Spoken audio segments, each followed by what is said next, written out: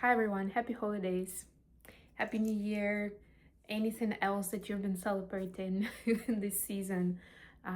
Today we're gonna do a special edition tarot reading, and it's dedicated to the first super moon of the 2026 calendar year.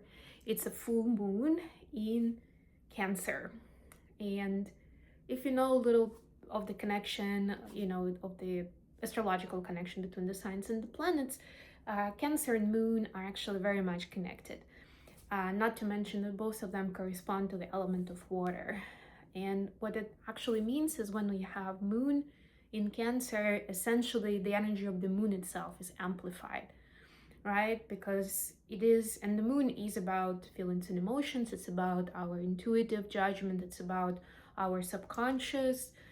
And yeah, essentially Cancer makes it even more amplified and brighter, in brighter colors, right? So as you know, if you've been following me or just learning about full moon energy, that this is the time when our fears and maybe some hidden feelings and emotions are illuminated and come into focus, right? Because that full moon is illuminating, and this is a super full moon.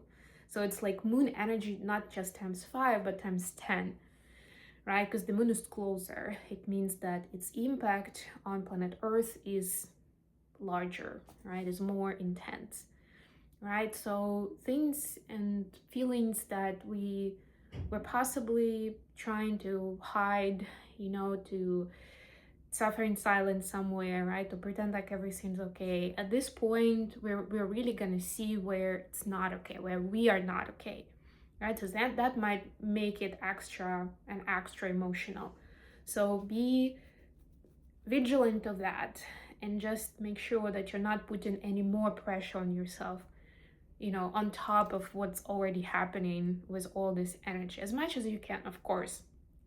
The moon energy in Cancer is also about nurture, about care, right? And it's more about care about others, but I was just talking about it in a January horoscope for Cancer, that the reading actually had a part where you're supposed to take care of your own needs and show that nurture and that care that you're used to showing to others, show it to yourself for a change, right? So you can even ask yourself questions like, if my friend was in this situation, was going through this, how would I support them? How would I help them through this time, or through this situation? And do that for yourself. I will pull 3 cards from the oracle deck. That will be 3 themes for this full moon in Cancer, and then I'll go I'll take tarot and I'll go through all the zodiac signs, starting with Cancer, of course, because this is full moon in Cancer, and get a couple of cards for each sign with messages that are going to be more specific to that zodiac.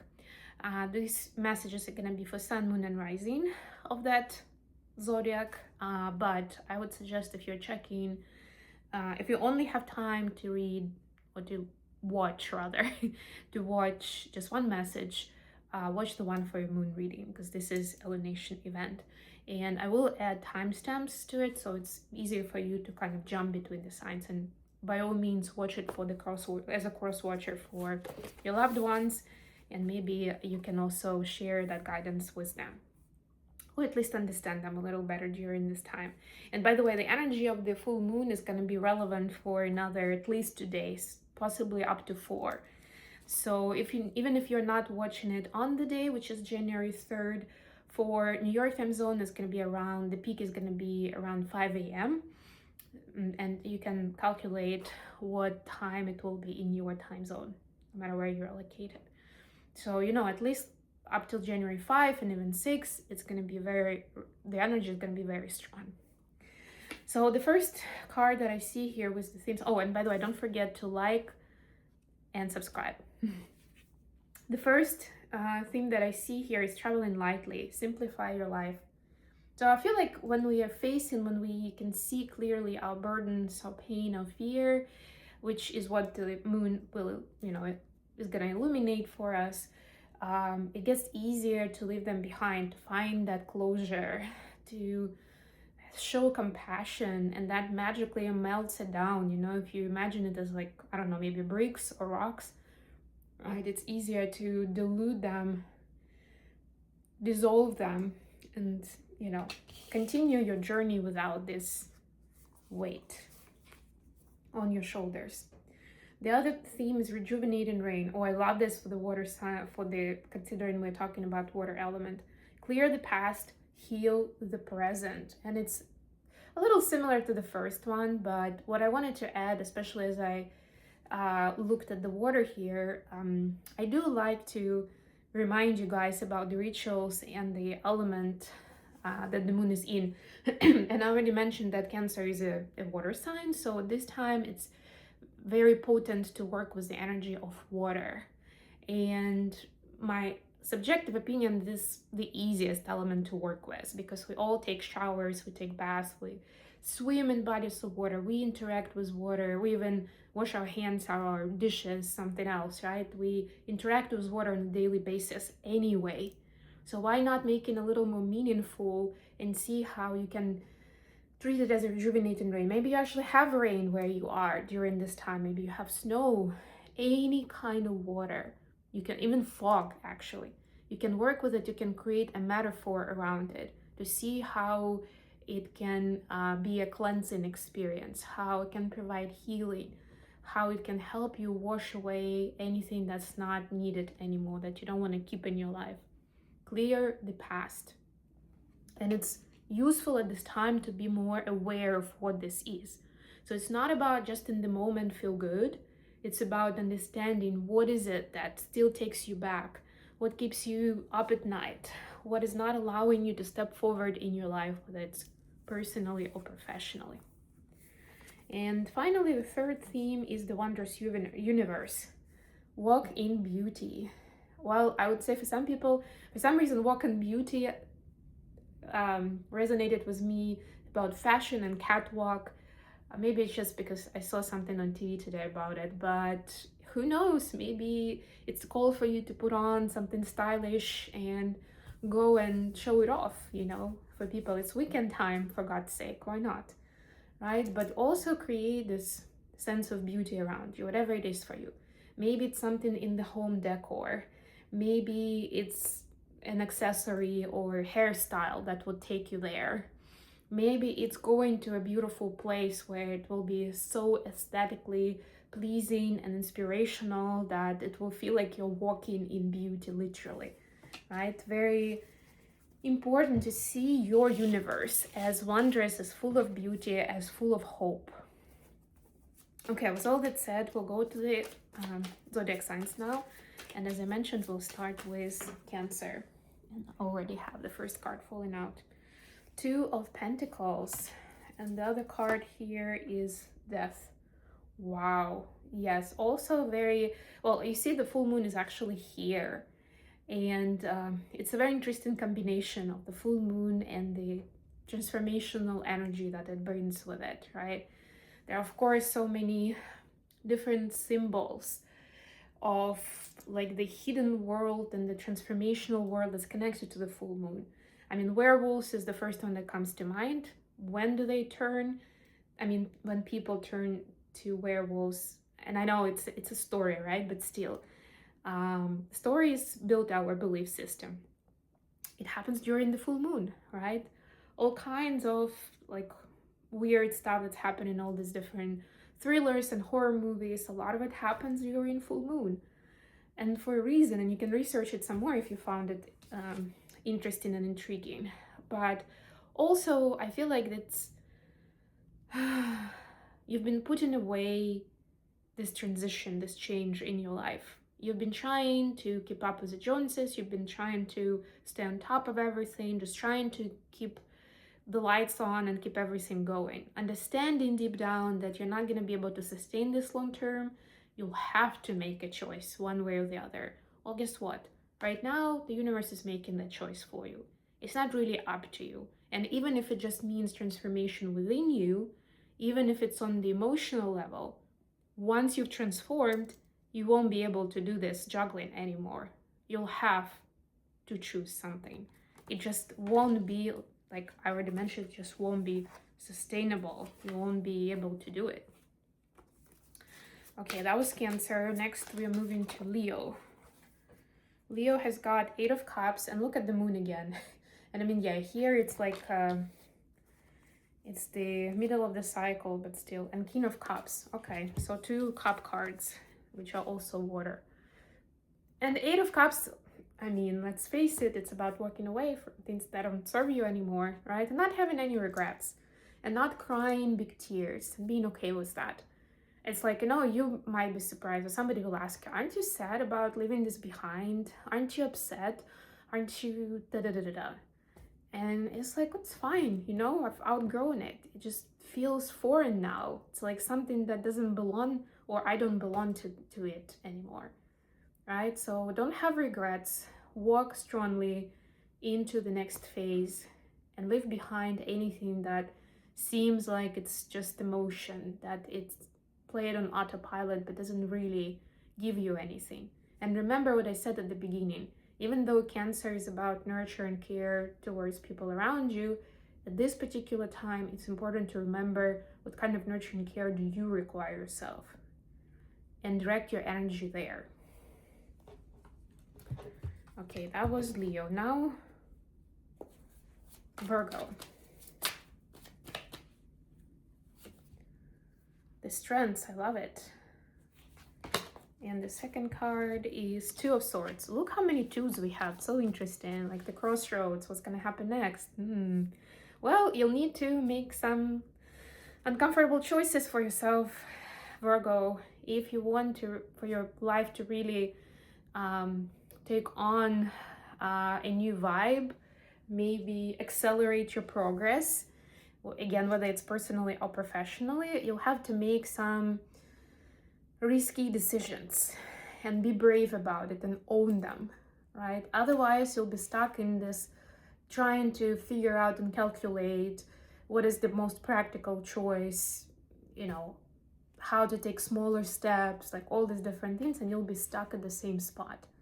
Because I'm hearing for some of you, it's actually impossible to do it that way. For others, it might be possible, but there are several opportunities. And while you're going to be looking and considering each of them, you may actually lose the opportunity, because this is a major arcana, the Strength card. So the universe is giving you an amazing opportunity, but you need to be brave. You need to really be bold with it and be ready to change your life in some major way, to be able to say yes to it and fully embrace it, not just pretend like, okay, yeah, this is good for me, of course I want to do it, and then at the last point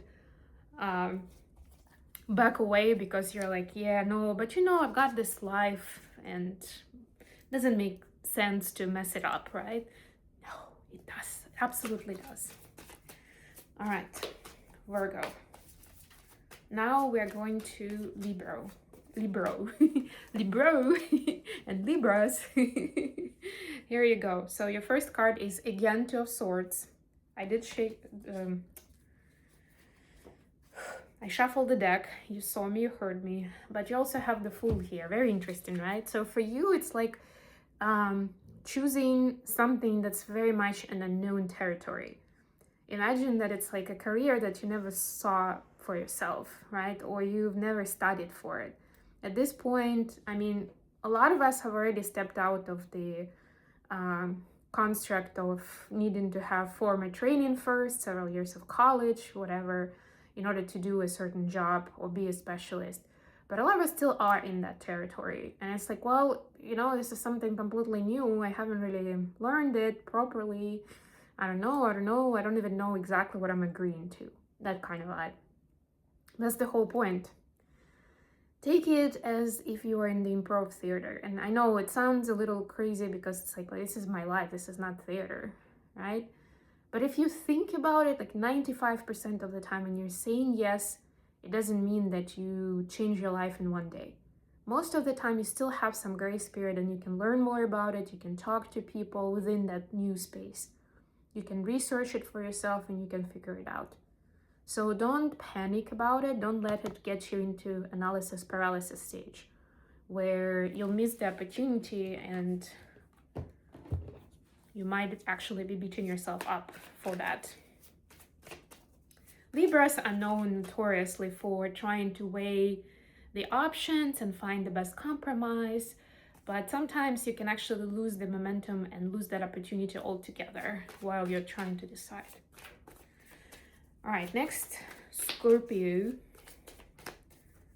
For Scorpios, we've got 4 of Wands. Wow. And the Fool again. Pulled it from the middle of the deck, by the way. But I love it. I love it because, and I mean, this actually has Sun and Moon together. Even though it's not exactly a full moon energy, but it does take a certain intuitive guidance to follow it, right? Because you're following your intuition here. You're not really, you don't have the facts. You don't have the resources. It's not like it's an easy, no-brainer decision, right? It's like, I don't know what's gonna happen, right? And for you, it might as well be in some kind of a union. It's a soulmate connection, or it could be a business contract, business partnership as well, but something long-term, something committed, right? This is not just like a one-night stand. This is something that's gonna last. Like this, that's how both of you see it, that you're talking long-term, baby, right? And that's one of the reasons why it's scary to take a leap when you don't really know fully what you're agreeing to. But sometimes that's the way, that's the lesson, to trust, to see, to take it one day at a time without having all the different guarantees, you know, whether it's business or personal proposition. But I'm very happy for Scorpio. All right, next, Sagittarius. Ooh. So your first card is the Emperor, and the second one is Page of Cups. Very different energies. So, but this one is the main one, the Aries one. So I would say I started this video by talking about personal wants and needs, and Aries is actually really great at that. Aries is great at identifying these are my needs and identifying that they're important. Like in the priority ranking, this is like the highest priority. And I know it's kind of a conservative way of looking at this energy, but that's essentially what we're talking about here. It's important to embrace it. You're given that opportunity to really dive into it and learn more for what you need, not what the universe needs, what the world wants at the moment. How can you be of service, or how can you share your wisdom with them? No, this is about you. Be very selfish about it. Page of Cups sometimes can be a very selfish energy, right? Like petty and childish a little bit, but also focusing on what's important for me now. Where am I? And this is stepping away a little bit from like a philosophical bird's eye view on your life, which is what Sagittarius are really good at. And this is about taking a more specific, down-to-earth view, right, of what is going on in your life today. And how do you want this to be different? Where can you be there for yourself? Where can you show up for yourself and show yourself more love, more joy, more fun? It's also about having fun, especially in this deck, because I don't know if you can see, but there are actually 3 people here. And they're drinking, they're having fun. These guys look like they're getting busy with something more intimate, right? How much do you do that in your life these days? All right, next, Capricorn. What does Capricorn need to know during this full moon in Cancer? 10 of Pentacles and Judgment. Huge cards, huge cards. And the first thing that came to me was this, is that you're finally getting what you deserve in terms of your life, in terms of your home, maybe something to do with your family. And of course, this is a collective reading, so take it how it resonates. Maybe, I don't know, you are getting the custody of your kids that you've been waiting on, or you're finally getting approved for that mortgage, or people who were not selling their house to you are now selling their house to you, the one that you really wanted. Like something is coming around where you felt like you were not very lucky with that area, and justice is being served. I mean, this is Judgment, I know, but Judgment energy also has that vibe about it, that we are bringing in karmic repayment, right? The rebalancing. Yes, we're also bringing new level of clarity with it. So an important part of it is not to turn away from it, not just be, okay, so it's solved now, so I don't need to worry about it. It's important to do a retrospective. It's important to understand what went wrong in the past. What is different now? Why is it working out now? What had to change? What have you learned? It's important to be aware of that. All right, next, Aquarius.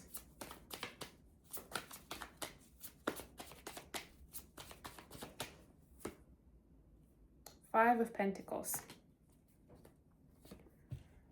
Nine of Swords. Wow. Loneliness, anxiety, and regret. That's what we're seeing. But remember, any and all emotions that are being illuminated, and a lot of them are going to be uncomfortable and negative, because that's usually what we don't want to face, right? And the full moon is showing them to you. So if you've been telling people around you that you're doing just fine, that you are great, like this is that moment where we might actually have like a breakdown. You may have a good cry, like this person is crying actually in the picture. Do it, you know. And what I also sense here is it's important to take some time and space for yourself during this time, even if it's for a day, even if it's just for a few hours, and really sit with yourself as this energy. You can do journaling, you can, I don't know, record a message, just like talk, look into the distance and record, so you have some kind of note of it. But try to go with stream of consciousness as much as possible, so that you're not blocking the message, so that the feelings and emotions can come up, whatever it is. Some kind of guilt and shame that maybe you've looked at and you've worked on, but it's coming up again, because there's still some remnant energy there. It hasn't been fully healed, and it means that you'll need to visit it again. And you are getting experiences where you're able to look at it because the emotions are coming up, right? But it's for you not to pretend like it's not happening, because like, oh, you know, I've evolved now, so this is not my thing. Like this, I'm not gonna react to it. But it's not always the point. Sometimes the point is you're getting yourself into the similar energy because you're making choices the same way you were doing before, or there's still some kind of fear that is not allowing you to go deeper or to show up in a more generous and empathetic way, something like that, or to be able to follow your intuitive guidance rather than trying to play it safe. Next, Pisces.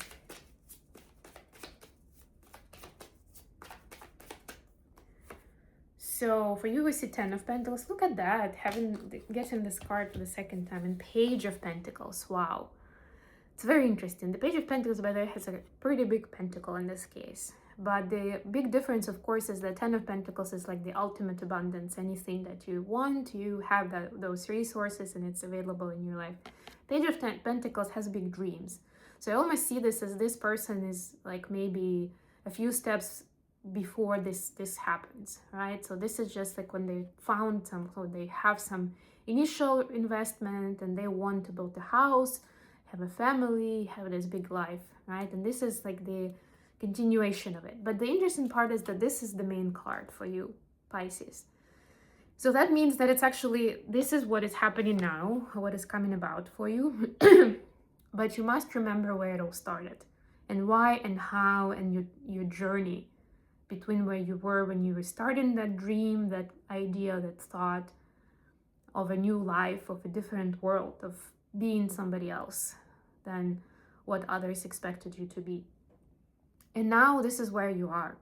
So walk back and show appreciation for everything you've been through, and show, when we talk about nurture and care with this Cancer energy, show yourself nurture and care, and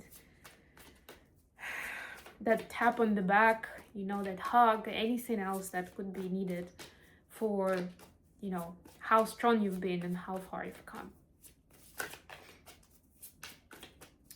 Next, Aries.